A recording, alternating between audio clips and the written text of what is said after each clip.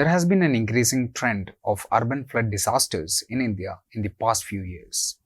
The most recent example being the case of the Delhi floods due to the overflowing of the Yamuna River during the southwest monsoon. The reasons for the urban floods are not just natural, but also certain, and majorly the anthropogenic factors are responsible for it. Let us see what are the major factors responsible for the urban floods. First one being the climate change. IPCC, that is Intergovernmental Panel on Climate Change, on its 6th report has indicated that the global warming and the associated climate change is a reality. Due to this phenomenon, we are seeing unprecedented rainfall in regions where we do not expect such rainfalls. So we have to expect the unexpected.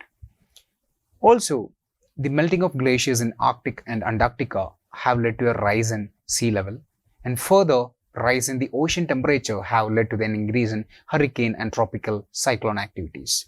All these factors have led to unprecedented rainfall in urban areas, leading to the urban floods. Specifically, when we talk about India, we are seeing a rising trend in the number of cyclonic activities in the Arabian Sea compared to the Bay of Bengal. Usually, Bay of Bengal saw more cyclonic activity compared to the Arabian Sea, but these times we are seeing cyclones like 𝐏𝐵𝐽𝐬 getting intensified even during the monsoon season. Added to these are the factors such as El Nino and La Nina events. La Nina is said to have a positive effect on Indian monsoon. Hence, the southwest monsoon is said to intensify during a La Nina year. So in La Nina years, India is expected to get more rainfall than expected, which may also lead to the urban floods.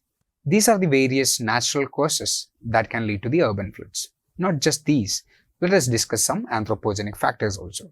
The first and the most important is the unplanned urbanization.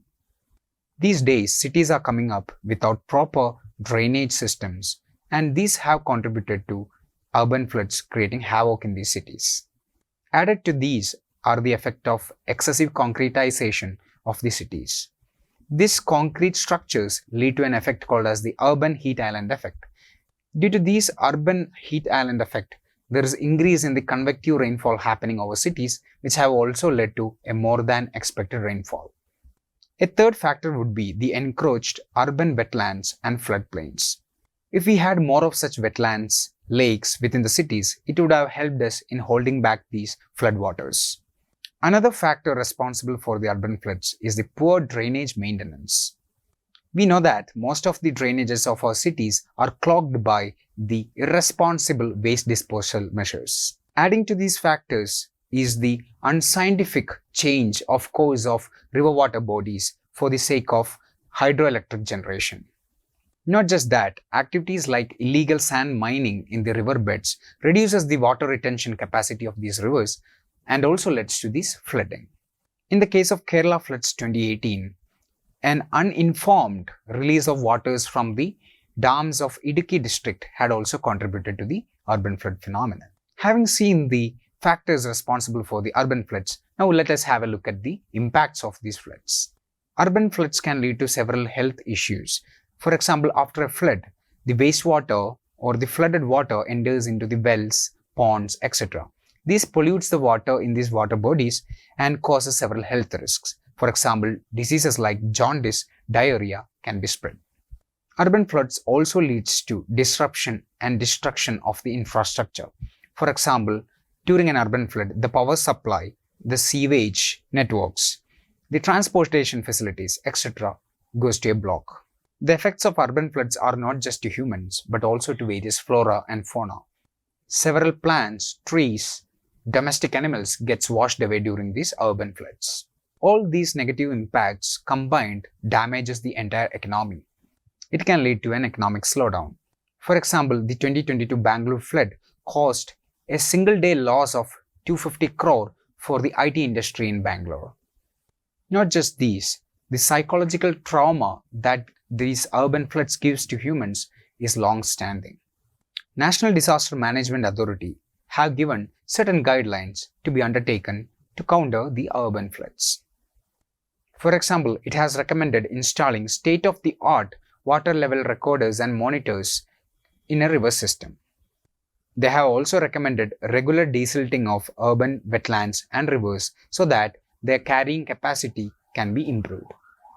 The guidelines also recommend setting local emergency response systems such as medical response system, disaster response systems, etc. The Ministry of Jal Shakti had constituted a standing committee under the chairmanship of 𝐁𝐚𝐭𝐜𝐡 to study this issue. The committee report recommended putting flood control under the concurrent list. Currently, the flood control comes under the state jurisdiction.